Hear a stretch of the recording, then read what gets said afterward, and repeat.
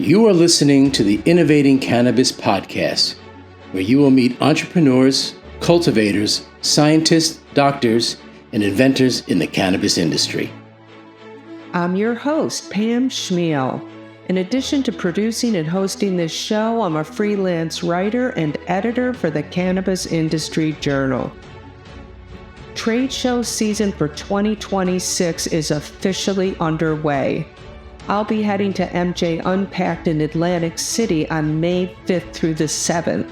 I recently sat down with co-founder George Jage, someone many of you already know from his long track record in the trade show world, including his role in helping to scale MJBizCon in the early days. In this conversation, we go beyond the typical event preview and dig into what it actually takes to build a meaningful industry gathering in cannabis. George shares how MJ Unpacked is intentionally designed not to be the biggest show, but the most valuable, especially for CPG brands navigating today's fragmented state-by-state market. We also get into the challenge of creating a national platform in an industry that still operates locally and why that distinction matters. We talk about the growing importance of visual merchandising at retail, what makes Atlantic City a strategic location for drawing operators from across the tri-state and mid-Atlantic regions, and why the show's content still resonates beyond those markets.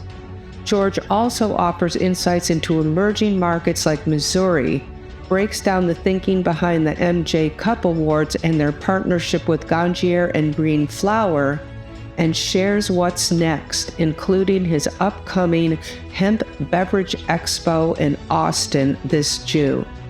Let's welcome George Jage to the show. All right, so anyway, I'm excited to be attending MJ Unpacked this May 5th through 7th coming up. So I'm really excited about that. And I think I've attended all of them here on the East Coast. So I know in previous years that you have been really strict about attendance access, allowing only brands, buyers, retailers, investors. And I just wanted to see, is that still the case, how you're approaching it? Have you tweaked anything? It's kind of a little bit of an anathema to kind of the idea of creating a trade show that we are limiting our addressable market in a significant way, right? And this really kind of goes into the kind of origin of when Kim and I started the business. And as you know, I was the lead executive over at MJBizCon and kind of did all the rebranding, built all their infrastructure, was able to scale that event up. It was the fastest growing show in North America for 2 of the 3 years I ran it. And the reason is back then in like 2014 to 2018, I mean, everybody, there was all these new states coming online and everybody needed to rush out and build infrastructure. And that show is and will continue to be a supply side show. And the reason that show is down 50% in the last 3 years is because there's no CapEx spend in our market. And so when we started MJ Unpacked, it was really, based on the theory or the thesis that, this is a consumer packaged goods industry and the end game is going to look a lot more like a natural products expo or a consumer electronics show where your brands are really the primary exhibitors. And the retailers are coming, in the aisles, and distributors, depending on the nature of their business, might be in the booths, it might be in the aisles, it might be in both spaces. Like, UNFI, for example, at Fancy Foods, is walking the aisles and also has a booth. We were launching a show into a space that there was, still a very, very crowded market. NECAN, Lucky Leaf, CannaCon. NCIA still had their show, MJBizCon. There's a bunch of other kind of micro kind of focused events. You had Benzinga.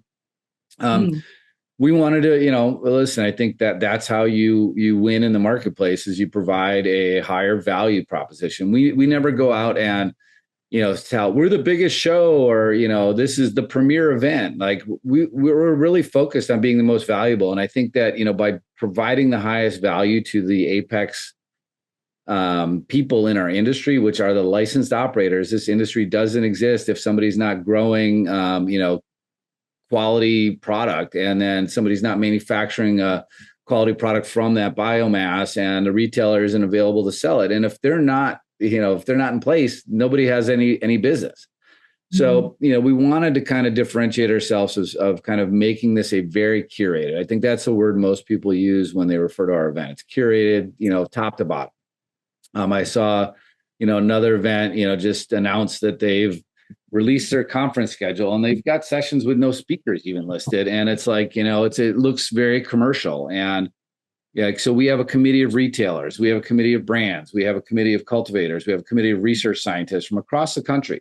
And we have a monthly meeting with these folks. And it's honestly, it's fascinating for us because they get together and they all get to share notes and they're all thirsty for information. And there's no higher level of learning than peer-to-peer learning. So when they're getting together, we get to just kind of actively listen and learn and understand what are the biggest pain points. We take that information, we bring in call for speakers, which again are a lot of times, these licensed operators talking about, challenges that they're having and solutions that they can share.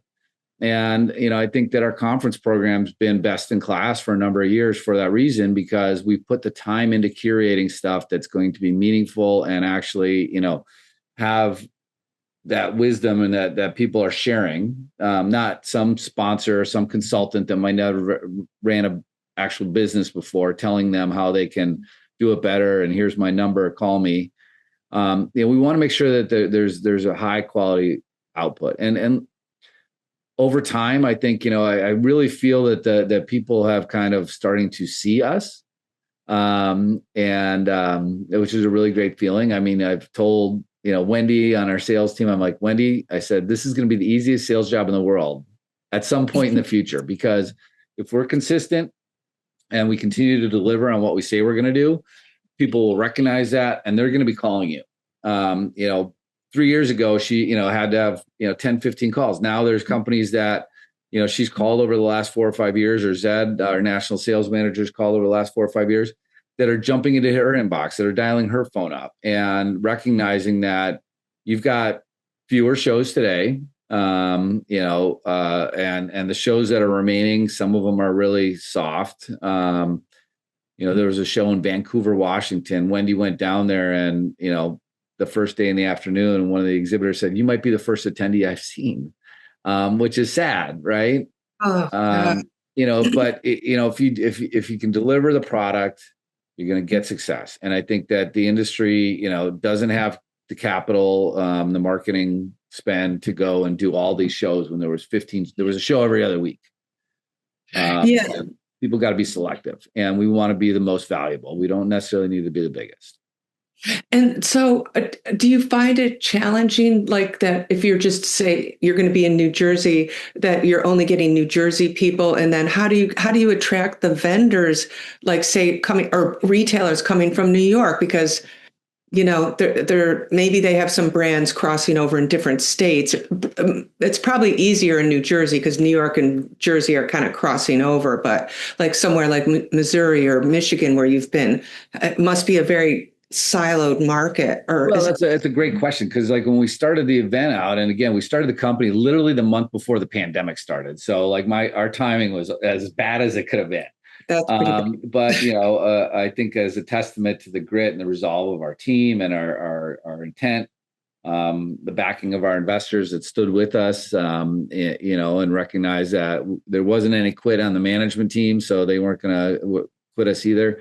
But we recognize that out of the gate, like how do we create a national trade show for a CPG style show for an industry that can really only operate in a state level? So the first thing that we did is we created our brand showcase exhibit option. So this is really there was a lot of thought put into this, and there were some unintended consequences that are really cool. I mean, one is we want to provide a really low cost opportunity for a brand to go into another market, whether it was Nevada, New York, New Jersey, Michigan, Missouri, to kind of showcase their products. And the value proposition to the brands out of state was to build partnerships with potential other brands in those states or manufacturers to, do license deals, which people were trying to do, and asset. Some companies were just straight up asset light, where they didn't even actually have any product in any market. And that's kind of been the soup du jour for the last couple of years. But one of the unintended consequences for this that I thought was really cool was how much time people, like in meticulous people, were building out these little 7-foot, 20-inch by 20-inch curio cases because they never have an opportunity to do visual merchandising at the retail level ever. I haven't seen it anywhere. Now, I know there was a project down in Southern California that fizzled out years ago where they were building a superstore and they were going to kind of set this up like a department store where like L'Oreal has their counter and Estee Lauder has their counter. So you'd have these different counters based on the brands that they would rent space inside the store and give them that opportunity. But, most industries, not promoting the idea of paying for end cap space or shelf space, which I think is a zero-sum game for retail. But, giving the brands an opportunity to really, tell their brand story through visual merchandising is critical, I think, for market success. Yeah, I think you guys kind of introduced the individual stands. I think I might have often copied and never actually done well yet. I think I've seen it, and it's like you guys started it. Listen, we have a partnership with Mocan Trade in Missouri, and they do quarterly events, and they started incorporating them in their events, and they thought it was a great solution too. And we don't have any trademark on those. It comes down to execution, and how do you make that brand showcase a valuable opportunity? One, the brands get to come and they're not stuck in a booth.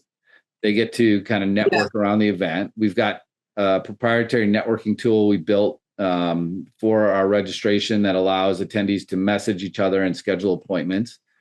And so you don't have to be stuck in that booth. We're trying to create more of an experiential event that's more fluid than just running tracks of booths down back and forth. And I like the opportunity. I didn't think of this if I was a brand doing one of your like these pop-ups or what, I'm not sure what you call them. Showcase. We call them brand showcases. Brand showcases, like these standalone brand showcases.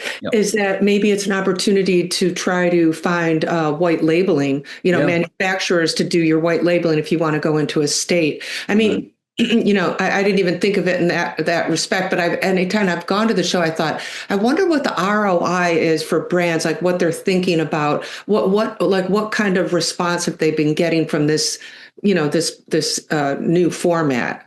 Have they given you any feedback on that? Listen, we've seen some tremendous success stories. And part of it is a progression too. So, and that again was, by design, and, we have our brand showcases, and I think you've probably seen that we offer these turnkey booth packages. Again, like I'm thinking to myself, how do I create a better return on investment to our exhibitors, right?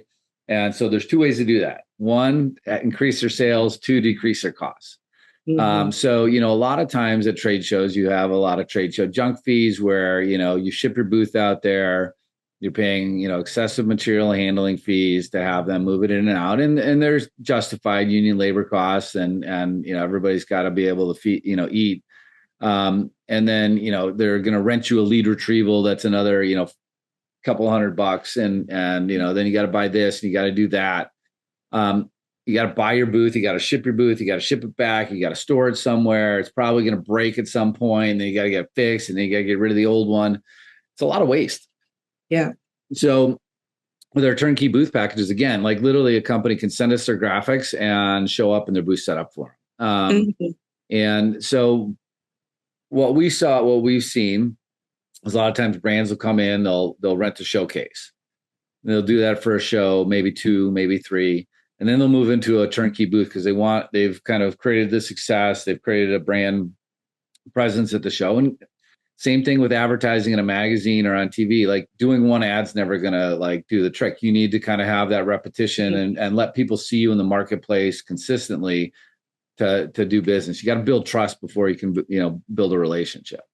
So, when we see those companies, moving into our turnkey booth packages, and then moving into saying, you know what, this show's been really successful for us. We want to invest into building our own booth that really differentiates ourselves on the floor. We want to invest in a bigger booth space. So we just see that kind of continual progression where people, are able to kind of invest into, creating their own presence, but we have the tools and the pathway for them to get there that saves them a lot of money along the way. Yeah, and I saw that you have a panel discussion lined up on merchandising. So you're kind of just talking about that earlier, and and that kind of struck me because there's so many areas in this industry where we haven't caught up or where we can learn from other industries, and now it's time to incorporate these kind of things.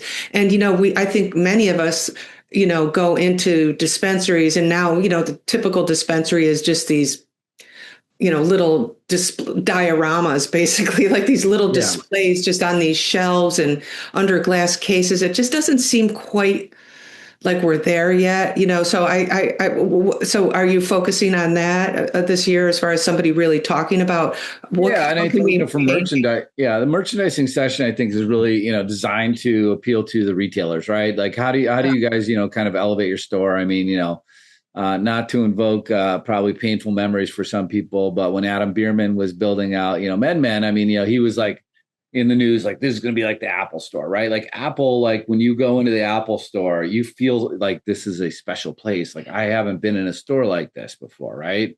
Right. And maybe that's lost its shine over the years, but I think that people where I've seen really success on a retail level is store design. I went down to when I was in Missouri. I went over to Proper Cannabis had this new kind of flagship store just outside of St. Louis. I think it was in Kirkland. I apologize if I got that wrong, but I went in there and it was so visually stunning. And obviously it's a very verticalized market.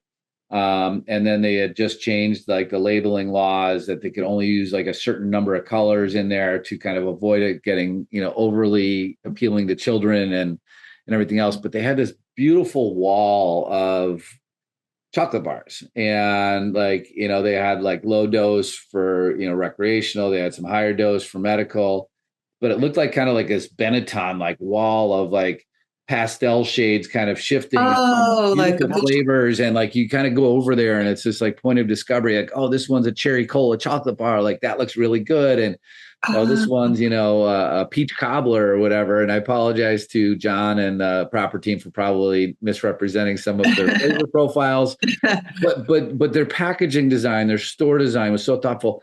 You know what else I really liked about it? You went up and there was a glass case, but they had these leather bound menus. And you opened up the leather bound menus, and every day they printed their current product inventory for flower. And they didn't have this like menu of prices. They had like 3 tiers. One was like value, one was like premium, one was super premium. And I forget the 3 kind of categories, but like they just had 3 price buckets, right? So you had your product that was, kind of more, if I'm a value shopper and I just want the, highest amount of THC for the lowest price, I'm looking at that short list. Yeah. If I'm somebody that's more of a connoisseur, I'm going to be looking at their like, very highly curated, very limited edition, high end stuff. And, probably 80% are in the middle, right? I'm sure you've been to a restaurant and ordered wine before. You look at the wine menu, you're going to go, okay, I'm not going to buy the cheapest bottle, but I'm also, going to probably find something that's like the 3rd cheapest or like, but you find that price point.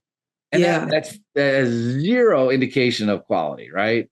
Is that cheaper wine might be way better, and the one that's $200 more might be half as good as the one that you're ordering.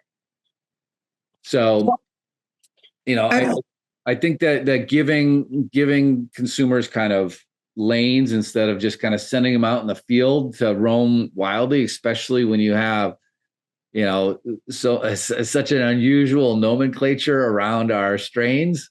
Too, if you wanted to, but I know I've actually seen, and now it's interesting that you're saying somebody is organizing it by price, which makes a lot of sense.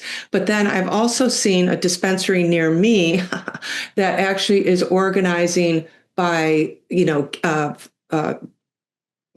category, like a gassy, dessert, fruity, whatever, so that people can start getting educated on, instead of the indica sativa kind of thing. So somebody had actually recommended that to me, and then I saw a dispensary doing it, and I thought, oh, I wonder how that's going. Are people starting to associate that, or I don't know. It's just interesting.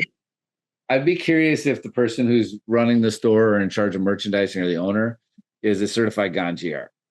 Oh, I think he is. Yeah. Because I was looking on their website, like I thought, I haven't seen this before. So I think they might be. Yeah. So we partner with Green Flower Media and their ganjier program for our MJU Cup that we're holding in Atlantic City. We also are going to be doing one in Kansas City, and they've moved away from it. I mean, I think most people in the industry realize that the sativa indica is lazy marketing.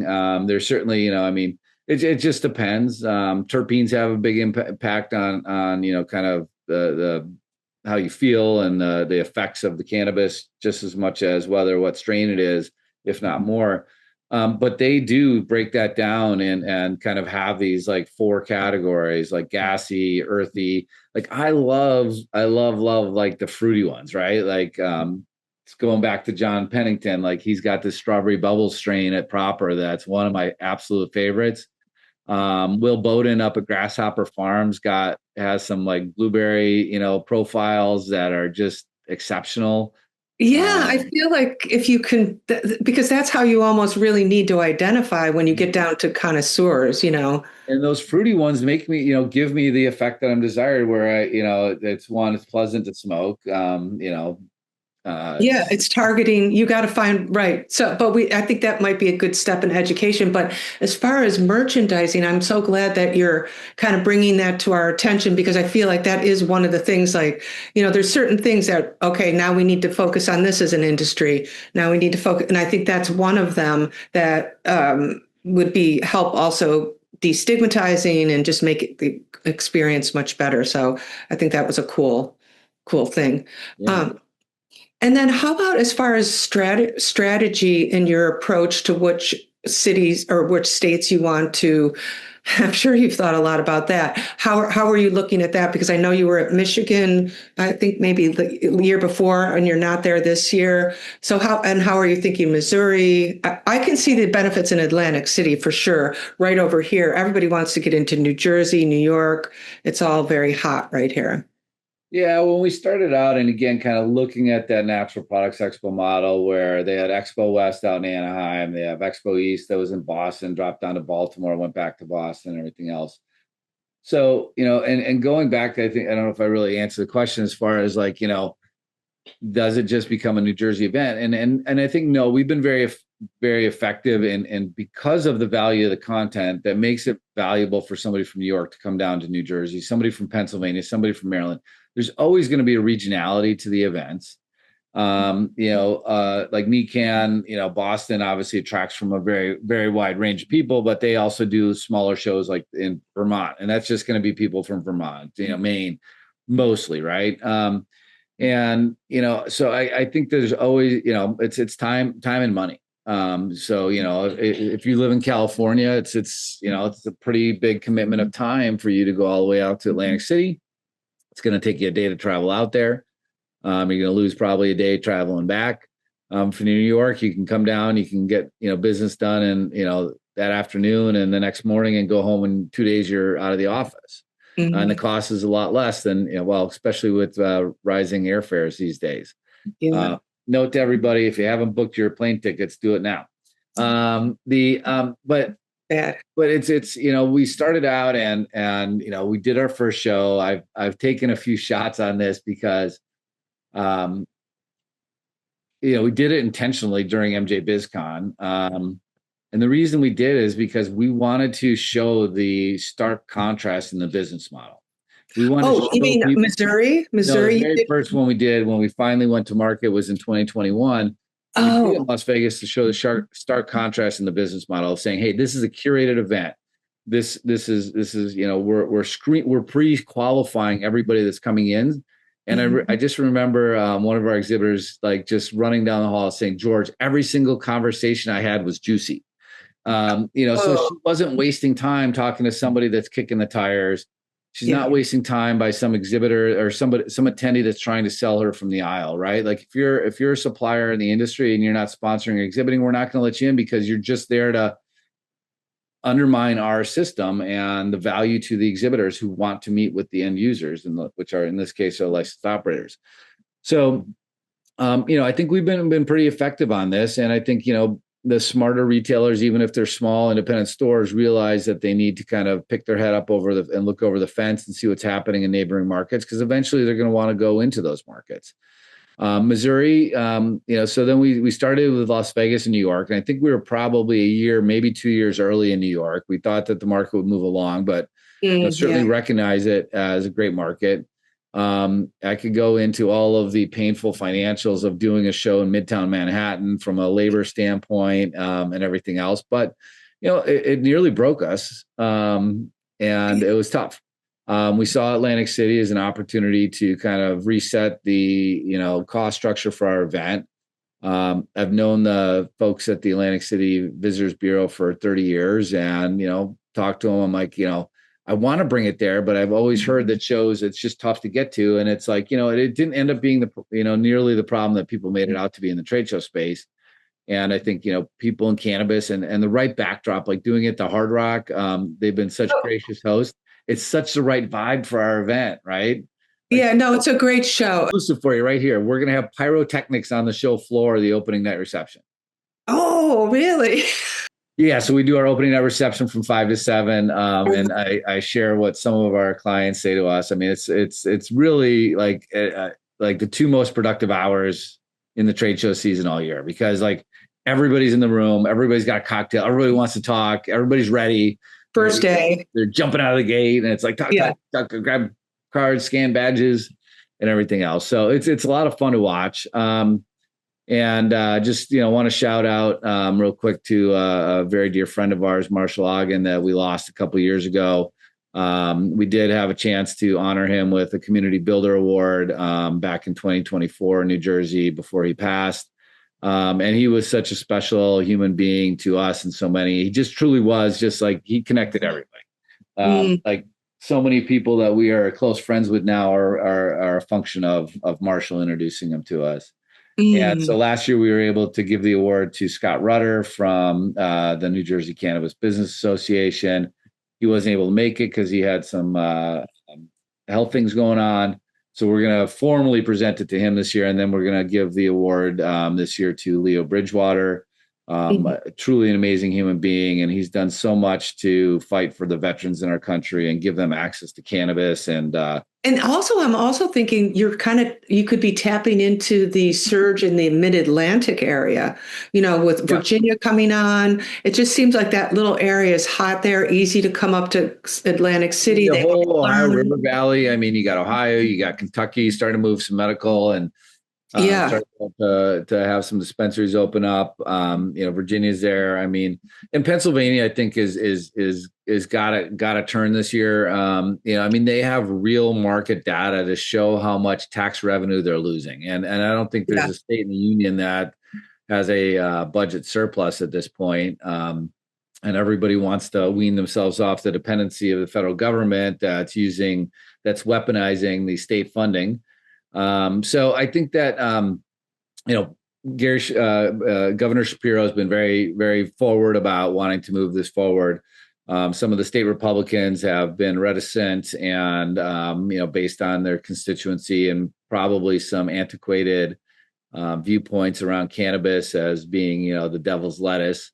But they've got real market data. Like this is like every single state that borders except for West Virginia can sell. They can go across the border and buy legal cannabis, and they're losing money hand over fist. Yeah, I know. They're chomping at the bit. Yeah. And so if you had to Trump's executive order, I think gives the Republicans cover to move this forward now, and I think that we'll see this move this year. I know, I do too. I think it's coming. So that's I think relief is coming. If we can hold on, just please, God. I know it's so crazy. So if I just wanted to kind of go back to the Missouri market, just kind of like, your take off the top of your head of the Missouri market. Do you think that, love-hate relationship? Okay. Listen, I just talked to the people at Curio about it. Okay. Wendy and her sister, Rebecca, and they just seem to kind of be very positive about, wow, who knew? Like Missouri is this, it sounds like it's very they're all supporting like Missouri people, like really strong, almost more than New York. New York kind of has that like support the local kind of, businesses here.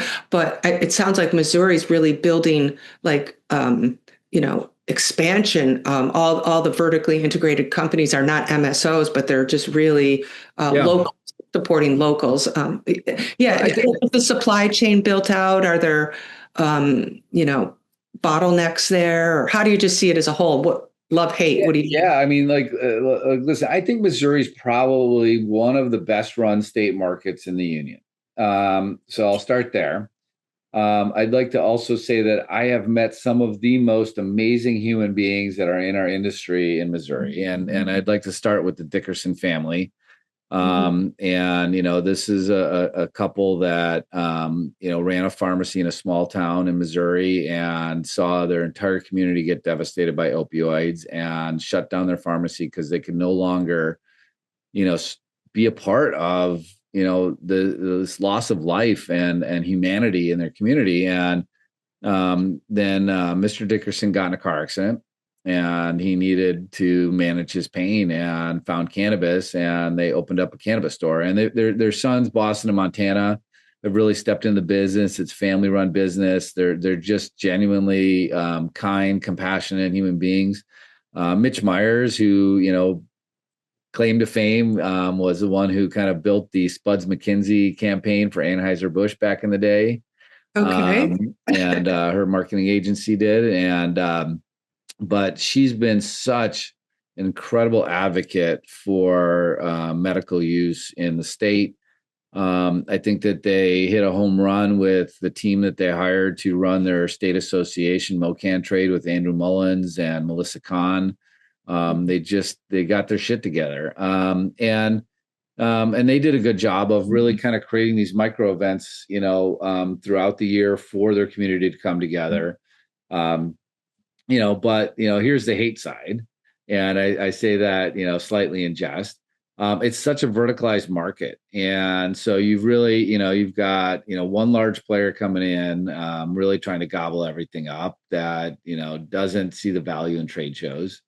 You've got these vertical things. So they don't need to bring their brands to market because they're selling them to themselves. And then they sign reciprocity agreements with some of the other larger players in the market to get their products in there. So there's not an active marketplace that a trade show like us could really help support. And we've seen brands come into the market, and it's just because, whether it's 30 or 80%, whatever you want to call it, of the market's controlled by a very small group, it's very hard to get shelf space.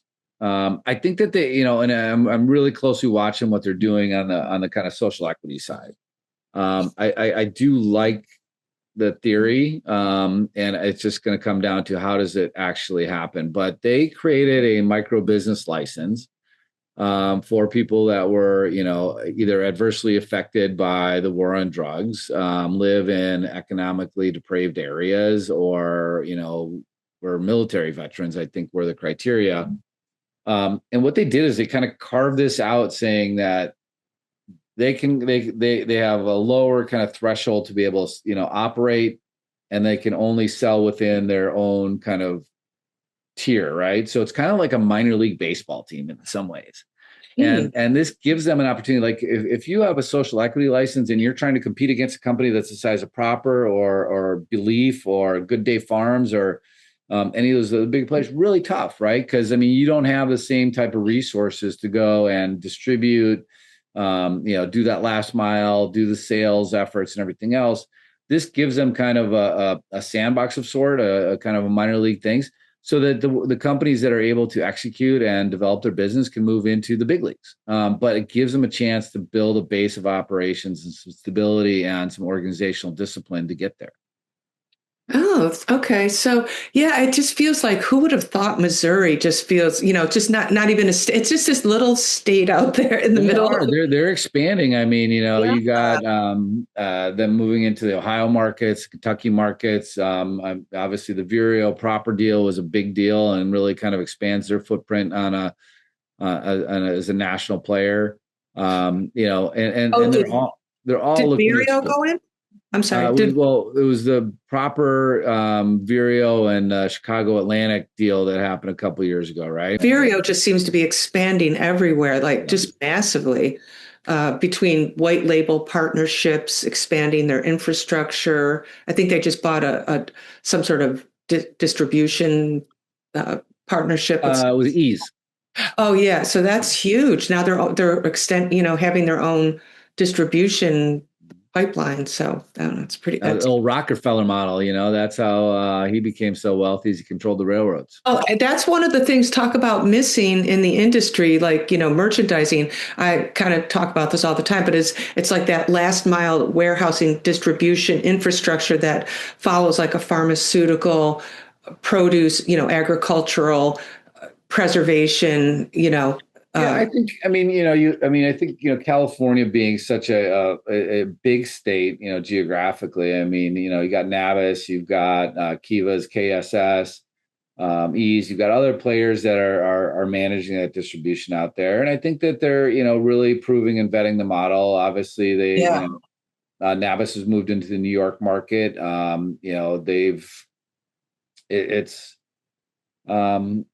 capital intensive, right? And so they are constantly being out going to raise more money. But I think that there's a cream rising to the crop on the distribution model, and I think that it very easily becomes scalable into these other states. Once they get investment. Once we get rid of these artificial boundaries of sales, right?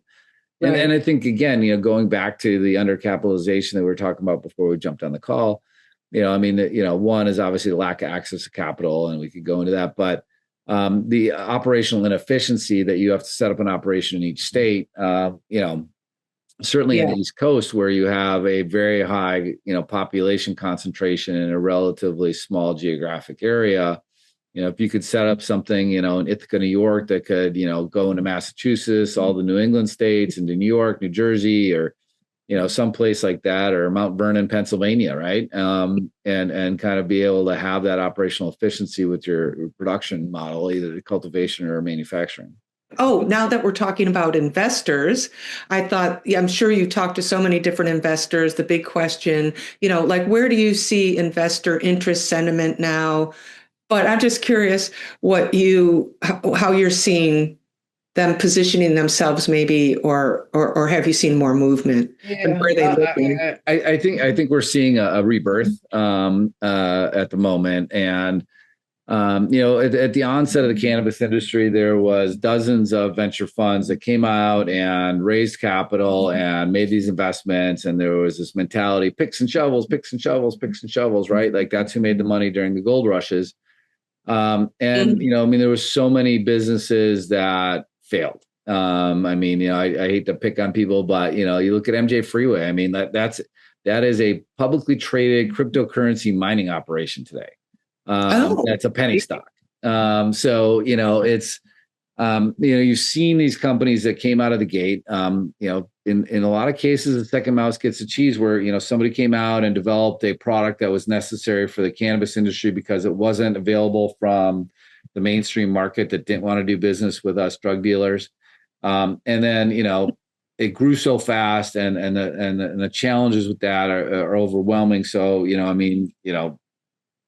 not surprisingly, some of these failed, or somebody came along and said, hey, they went out and pioneered this space, and look at all the mistakes they made along the way, instead of looking at the hundreds of things they got right.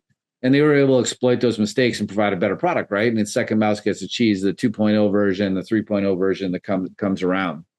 And most of those funds never were able to provide a round trip to any of their investors. So they weren't able to raise a second fund that usually is larger and then can reinvest into that first round fund and find new investments to go into to further diversify. And then round three, that's even bigger. Some did, some didn't. I think of all those companies that were around, I think Poseidon might be one of the few that's still standing tall, at least, and still deploying capital in the market. But I'm seeing some new funds. And I think, the idea with the executive order coming out, I don't believe that Pam Bondi has the competence to actually do the rescheduling, in my personal opinion. We'll see.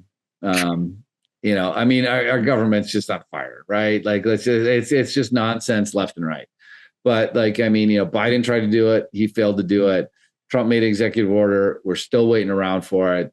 It's 15 years later. There's still people that go to work for a minimum wage job that get shot and killed in this country because we don't have safe banking, right? There's basic things that need to happen that are common sense that just need to get done. But I am seeing that it seems to be some new funds coming online that recognize that all of this pain, the industry is kind of in a depressed state. So you can come in now at lower valuations, and it's an inevitability. We've been thinking this for 12, 15 years. We might be able to come out of this on the other side. Yeah. And so I think, smart investors are going to say, hey, like, this is a great time to come in and deploy capital to well-managed teams that have been able to survive the onslaught of challenges that have happened in our industry and are still able to survive. So you've got, a lot of grit. And when it does go, when we do, reschedule, that's going to create a lot of interest in investment. It's going to create a lot of return of capital from the 280 tax losses that we have in our industry. And then I think it's, maybe the next administration, that says, hey, let's just decriminalize this. In due time, it'll come back, or the investment. We're just waiting. But I guess I just want to also, before we wind down, I just want to kind of talk about the show. Some of the things that I really liked about your show in the past years. I know last year you introduced the brand pitches, which I thought was really good. Just like a rolling, everybody get up there, brand pitches. And this way, even if you go to the booths, you still can just sit there and get a great overview of the brands represented or even manufacturers, It's creating on-floor content, but the reason I'm calling time out is I got to tell you, so necessity is the mother of invention, right? Yeah. And so, going in and talking about Missouri, like, I mean, again, we probably had some of our lower brand participation. There's a lot of great brands that participated. Don't get me wrong. It's a smaller show than our Atlantic City show. But I was like, do we have enough brands to like fill a pitch stage for a brand pitch, right? We did a tech pitch, we did a supplier pitch, we did a brand pitch.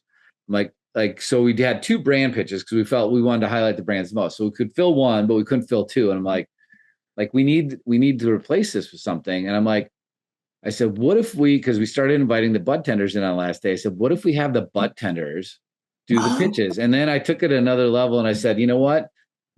Any bud tender that wants to pitch, we're going to give them a VIP gift box, which is like a pound of weed that they get, it's a huge box full of weeds. Gave them a list of all the products that were going to be in that box that were supplied by the brands that were participating in our show.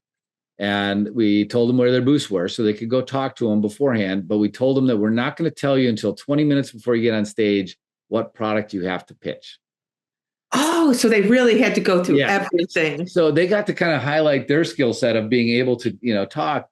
And man, did they shined. And what was great, I'm like, I got Mitch Myers, I got John Pennington, two of the top executives in the entire state of Missouri, sitting in the audience, just with their mouths hanging open, watching and listening to bud tenders sell their product.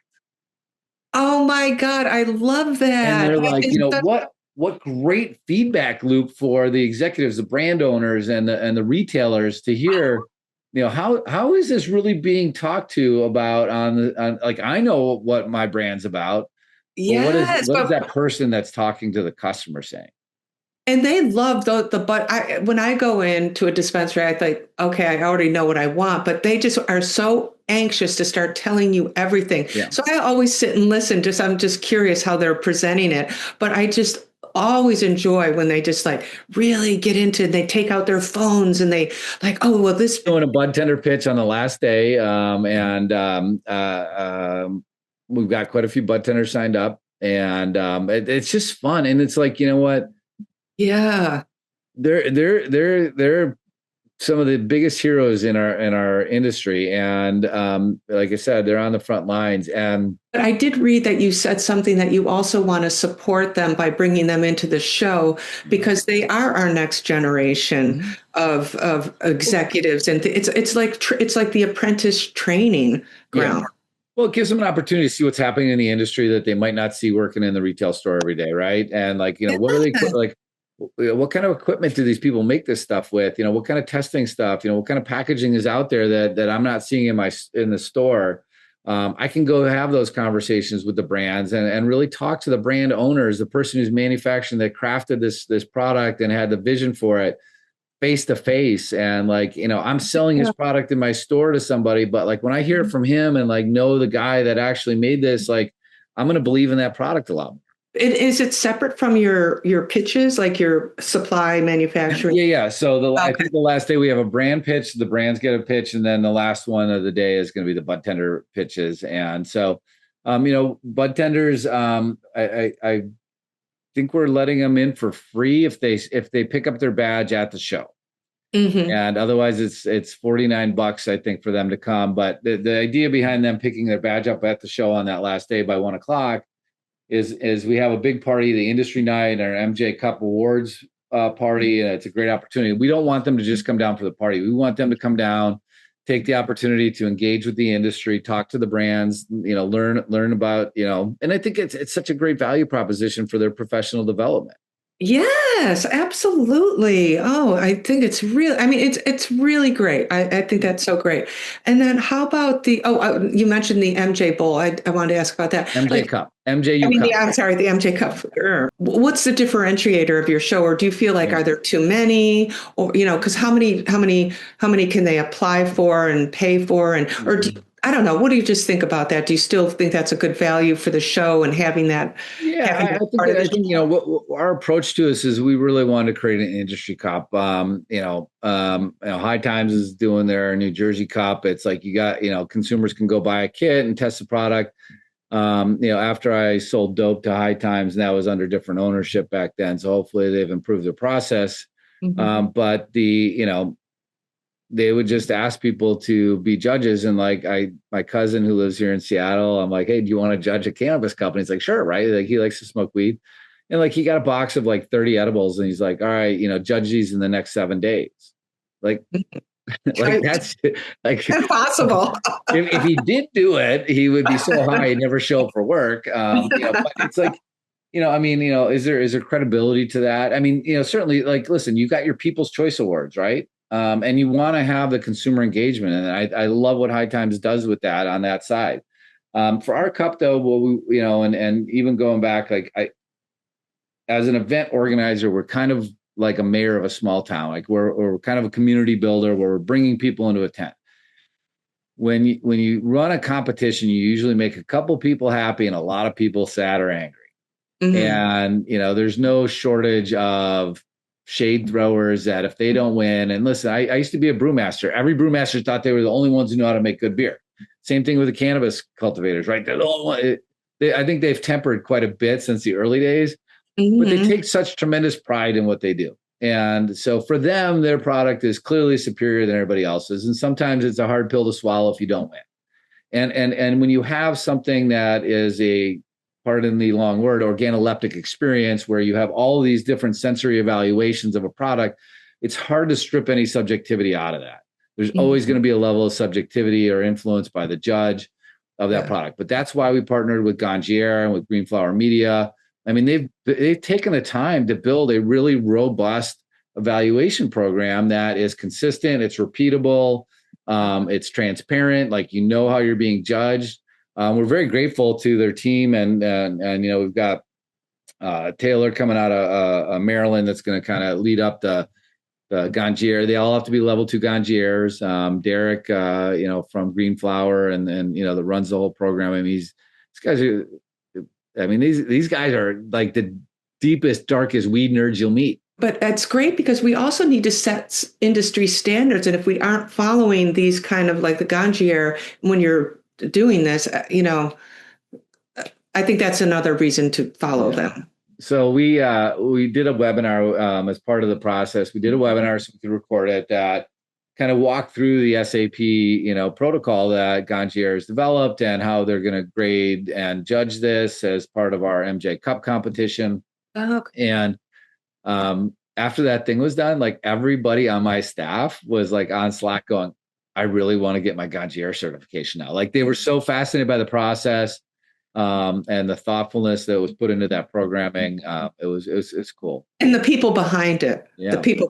I know I agree. I've thought the same thing once I started learning about them. And they're running a trade show. They don't need to like, get that type of, kind of shingle to like go get a job in the industry. They want to do it because it's fascinating and deeply educating for them. Right. They want to make sure we're educated. They want to share their expertise. It's all about that for sure. And obviously everybody on my team smokes weed. So yeah. So it just fits perfectly. Let's just start there. I don't mean to downplay, having too many shows. I just was wondering like what the challenges are. And Detroit was a great show, but there was a couple of events going on in Detroit. And going there for the first year, and especially, I'm a Midwesterner born and raised, but there's a certain level of trust but verify kind of Midwestern mentality. I think we saw that in Missouri. We saw that in Michigan, that people wanted to know who we were first. I mean, we went into the Missouri market and people were like, have you guys ever done a trade show before? And I'm like, yeah, we have. And it's like, but they've had a limited experience. There was a couple of these kind of, traveling shows that I mentioned before that have come in and out of the market. There was a group that came in and did the MoCan Cannabis Expo, I think it was called. So then that show was a huge success first year, and then it just kind of like fizzled the second year because everybody knows each other. They're bringing in the same people in this very kind of tight knit community, right? So I think when we came in and showed them, hey, we're bringing people in from all over the country that want to see what you're doing in Missouri. They want to do business with you. They might have an opportunity for you to do business with them, right? Mm-hmm, mm-hmm. So. What about and then the last thing about your show before the last question is I always love your panel discussions. Also, who's your keynote speaker, and are there anything you want to say about the panel discussions? You added science. I loved that. Yeah, we don't have a traditional keynote. And, we've really kind of broken it down into kind of tracks that are focused on the brands and the retailers, the science and the cultivation, the investment and the financing. And there's, people can move between the tracks and everything else. Again, it's like, we want to make sure that we're bringing fresh faces, fresh voices, underrepresented voices, and yes, and stuff to the stage. We took a little bit of shot online from somebody that was kind of criticizing us for having way too many, white men on our panels in Missouri. It was a little bit jaded because it was actually somebody that worked for one of my competitors, but didn't disclose that when it was posted. And we ended up having a nice chat about it afterwards and talking to her. We missed the mark, right? We want like that show particularly, we missed the mark, right? But we have consistently over the last 5 years, this will be our 10th show in Atlantic City, a little bell ring there. And I think we've been very consistent of not trying to like just put the same old on stage. There's certain people that are very iconic speakers. You see speaking at every show. Yeah. But we're not looking for people that are blowhards. We're looking for people that have, dug ditches and have spent the time working the soil. Yeah. Even if they're not, top level C-suite, sometimes you can get that great information, somebody in, that's like you said, really working the market. But I know, so that's one of the things is like, okay, I've seen these people talk before. They're great, but it's kind of, you feel like you need sprinkled in, you really need some fresh faces, no pay to play kind of, but yeah, there's a lot of areas to cover. You got to balance the up and coming rising stars with the luminaries, with the sage advice, with the new ideas. Yeah, it's really important because I feel like the panel discussions are really the crux of the show for me, because that's when you're getting to see people and get their firsthand expertise. There's so much to learn. So I think panel discussions are hugely important. Second, networking for me. But I guess just one. People, if we survey people before, I'll tell you what, if I survey people coming to our show, what's the most important thing? They're going to say education on the front end. When they leave the show, they're going to say networking. What they got. They're both great. They're both great. But I just get, maybe as a writer, I just find I just sit through almost all the shows. And then I know in the past, you've also started with the panel discussions and then opened up the floor afterwards to make sure people go into. Is that what you're doing? That people attend the panel discussions? We were always going to kind of make some tweaks and changes. We want to, we don't want to be boring. Yeah, but I liked that format. I felt it was just a so Cannabis Business Times, when it was owned by GA Media, they were doing an event in Las Vegas, that was in September, and I just remember being there. I mean, they were trying to do the very best they could, but they ran conference programs all day long simultaneous with the exhibit hall, and the exhibitors were pissed because nobody was in the hall, because everybody that came to the show was trying to learn the industry. They didn't qualify the audience, so they wanted to be in the rooms to hear these people. And so you got to kind of create some balance. We have a little bit of an overlap. It kind of creates like kind of staged surges of traffic on the floor. Okay. And that's good. So we've kind of, right now, the way we have it set up is that first day on May 5th, we'll have we have a networking lunch for people who buy a VIP pass, and then conferences go in the afternoon. And then we finish the day with our opening night reception from 5 to 7. Again, very intense, very, very crowded. I also like to let everybody know we will have a mariachi band walking around on the show floor for Cinco de Mayo. I'm currently working on getting some people to walk around passing out tequila shots. So I want to do it like Senor Frog style, where they just pour it in your mouth, right? And then if you want that, the night before, which is May the 4th, be with you. If anybody wants to wear their favorite Star Wars character outfit to our welcome reception, feel free. And then the day 2 and 3 on Wednesday and Thursday, we've got programming in the morning. We've got a lunch for VIP pass holders, and then exhibits will kind of start at around 11 o'clock and kind of filter in. And then as people leave the conferences and come to the floor, or leave the lunch, come to the floor, it'll kind of create some surges and everything else. So there's tons of groups that are lining up some great parties that first night. Social Leaf and Social Roots, which is down in, I believe, not Township Green. They're on the Jersey Shore, I think a little bit south of Atlantic City. So they're having a big party at the Hard Rock. They're bringing in a reggae band. High Rollers Dispensaries having a big throwdown also that night. And then Coastal Herb Company is also who's exhibitor. They're going to be throwing a party over at the Showboat.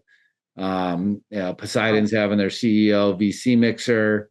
There's other groups that are hosting some pretty fancy dinners. I was surprised at the budgets of these groups that are coming in right now. Having big dinners. I'm not going to sell them out so that everybody's trying to get their table. Listen, that's a great thing. Like, we're seeing people that want to invest into building those after hours experiences at our event. We love it. We want to obviously avoid groups coming in that just want to try to feed off of our audience that, aren't investing into the success of the show and the community. We don't want this to become like MJBizCon, where everybody comes into town to go to the parties and not the actual event. Yeah, right. That seems to be the thing. So, all right, let's just end. I could go on for other questions. I totally. Though I would love your just take on, I attended the MJBizCon show for the very first time, believe it or not, this year. Okay. But everybody was just talking. So I'm sure I can imagine what it was like before, but it just feels like, oh my gosh, it's people are saying that they need to take it out of Vegas. Like, where do you see, like, as far as that big show or this settling, or maybe that show, where do you? Yeah, listen, we started MJ Unpacked with the intent of being the end game for the cannabis industry, right? Like, again, this industry is going to be a consumer packaged good industry. There's always going to be a need for a supply side show, but the biggest show in this industry will be a CPG focused show. And right now, I would say that there's two of them. There's us and Hall of Flowers. I'm a big fan of Hall of Flowers that's going on right now, and the work that Danny and Eric and Rama have done over there. I think they've added a lot of value. They're very specifically state specific. They're doing a New York show. They're doing a California show. We're trying to be a little bit broader. I'd love to find a way that maybe there's a Hall of Flowers, MJ Unpacked, joint venture in the future. Who knows? Hey, I think partnerships are that's how we're all going to survive. Yeah, I like those guys a lot, and I got a lot of respect for what they've done. That's And cool. I'm not saying that MJ Biz is going to go away, but unless there is a significant shift in the CapEx spend in our industry, I think that show just continues to decline in value. Yeah, yeah, yeah. Okay. So the final is I love to hear about what's happening with the hemp beverage show, and just how you're thinking about that this year. The next show is coming up in June. Yeah. Listen, I question my sanity a lot of times because of now I've got these two shows operating in very unsettled regulatory environments. Yeah, But exactly. I love this is what I love about it. We have the opportunity to have front row seats to watch people achieve their greatest dreams, probably dreams bigger than they ever expected to. And truly, I mean this when I say that is our tip jar. Like when we see people absolutely spread their wings and soar, that just brings so much joy to our team and happiness when they share their success stories with us and tell us like they came into the market at MJ Unpacked, or there's a company that just signed up for the Hemp Beverage Expo that came into the market and they really had a bad year last year after they launched their products. They realized they made some mistakes, but they're like, you know what, we're coming back because we want to do it right this time. We launched the hemp. We didn't launch the Hemp Beverage Expo. Actually, I was a member of the Hemp Beverage Alliance, and we wanted to support their goals. I've been a big fan of changing the intoxicant, not the social lubrication. I think that most of what's operating in the hemp space that is in kind of circumventing a regulated cannabis market is unfair business competition. I don't think anybody that's operating in hemp disagrees with that. I think they realize and they want to get regulated. I think they recognize that they don't want to be in the cannabis space because it's overregulated, right? And there's a lot of groups that are trying to navigate one plan. Let's all come together. I don't know if that's possible. I think that there's a lot of animosity. I mean, even within the hemp space, people that are kind of, pushing a narrative that they want to have carve out for just hemp beverages, which are just THC beverages. And let's be honest. Sometimes the people that are manufacturing hemp flower and hemp gummies don't want to see a beverage carve out because a lot of their business is on the other side. So we are going down to Texas, and this will be a really interesting experiment. So Texas has created I think, a pretty thoughtful regulatory environment. It's going to pretty much push flower out of the market. It's probably going to push the vapes out of the market, where you see a lot of synthetics being added to increase the potency of that, which aren't required to be tested. Let me just say that clearly. Some of the more responsible manufacturers certainly are providing tested products. I think it's going to really drive a boom in beverage sales. There's over 9,000 licensed hemp retailers in the state of Texas. We've been direct mailing them or email marketing them. We're seeing them sign up to that event. We're seeing, wholesalers and distributors from across the entire United States coming. I mean, Florida's got a good market. Most of the southern states are very big into hemp because they don't have adult use. Wisconsin's a big state. Again, doesn't have adult use cannabis. And I'm from Wisconsin, so I'm just going to say we like to drink a lot of shit up there. I'm telling you, it's in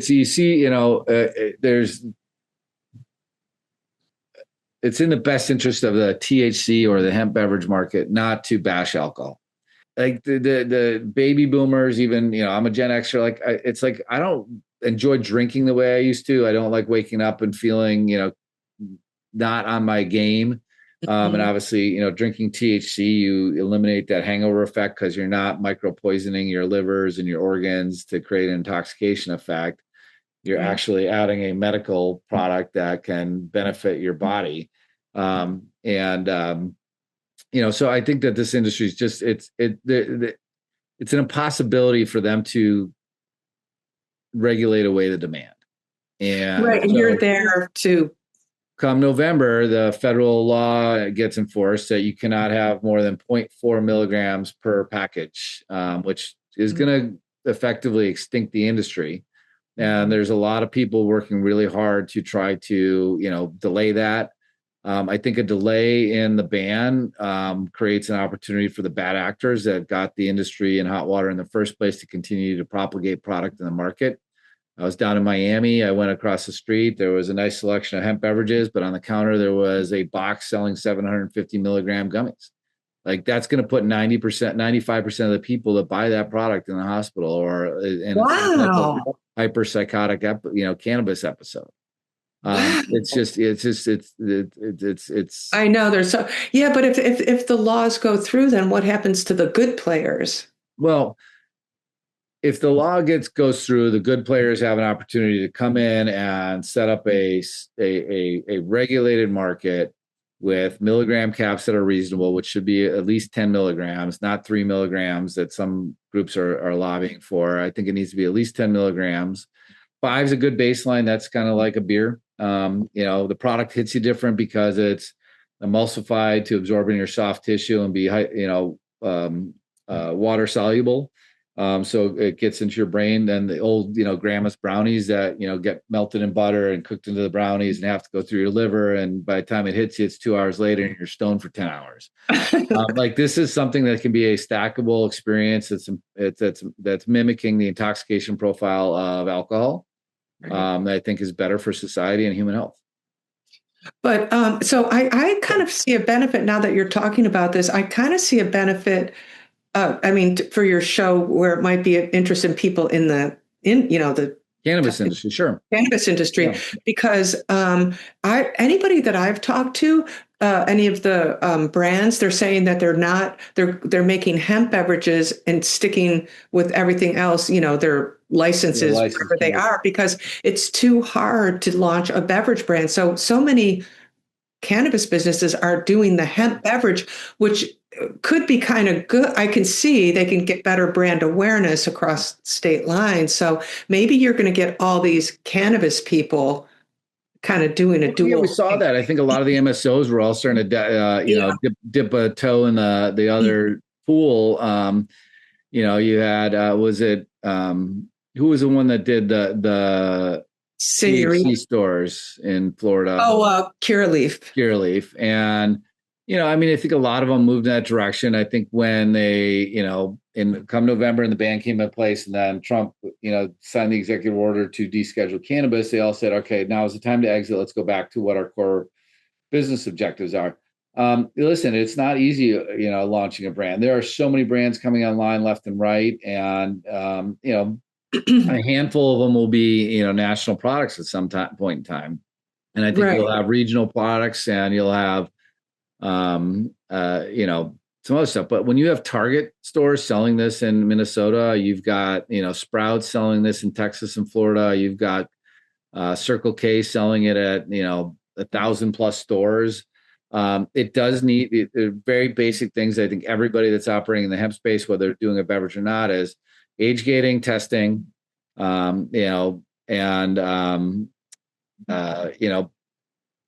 putting it in the 3-tier system for beverage. I think people realize is somewhat of an inevitability, but it's also a distribution network that works. It's proven. Yeah, actually, I was just in Connecticut over the weekend and walked into a liquor store, and they have a whole, and they're rec, and they're crushing it with that at those stores. Ask the owner next time you go in there, saying how much of your sales are on hemp beverages now. And it's a little private. It's a little private little liquor store, like the local liquor store, and they had a whole section right by the register, and it's the 0.303, very low dose, but still, it's a market. And then I know New York is about, or one of the legislators have put it forth to be able to sell in liquor stores and other type of stores. I don't know where, but it's on the move right now. Ohio's doing the same thing. There's a lot of states doing that. So like New Jersey's creating a path for people that are operating within the licensed cannabis market to be able to sell beverage in the alcohol channel. And obviously there's some permitting and licensing and steps they need to take so that they can kind of, also kind of get the box checked from the alcohol control boards in the state of New Jersey.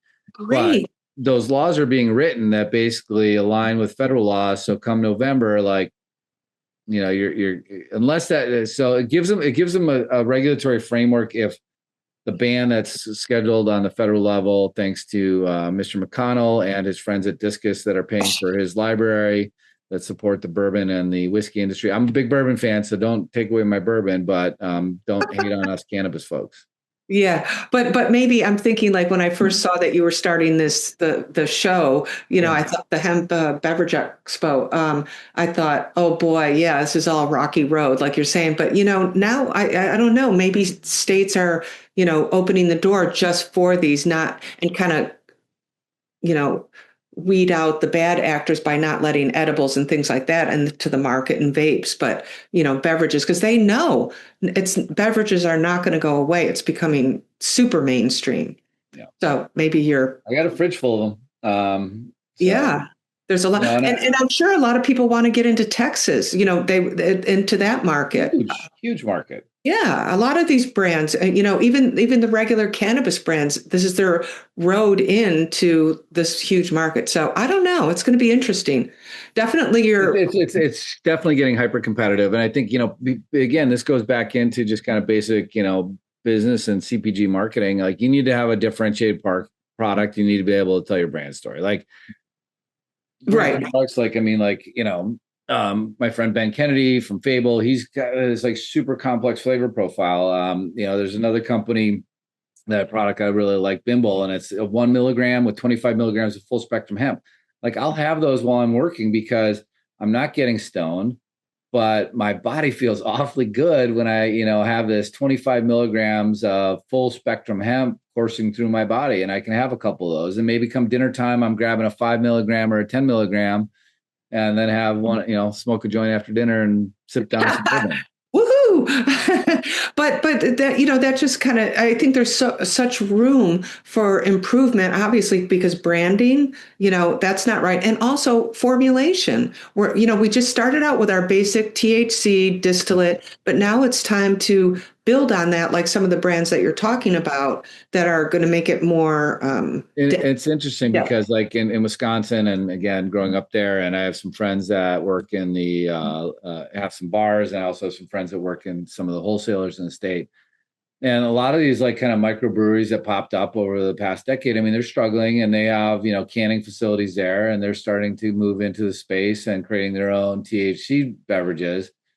Problem is like they don't really have the expertise yet, and like my friends, like sometimes I'll have like 3 of them and not feel a thing. Sometimes I'll have one and I'll be in the corner, right, by myself, not wanting to talk to anybody. So I think again, I think that's kind of, we saw that in the cannabis industry with some of the edibles where there wasn't necessarily great homogenization with the product, like. Yeah. You took a piece of chocolate and you were stoned for a day, and sometimes right. The other one, there was nothing.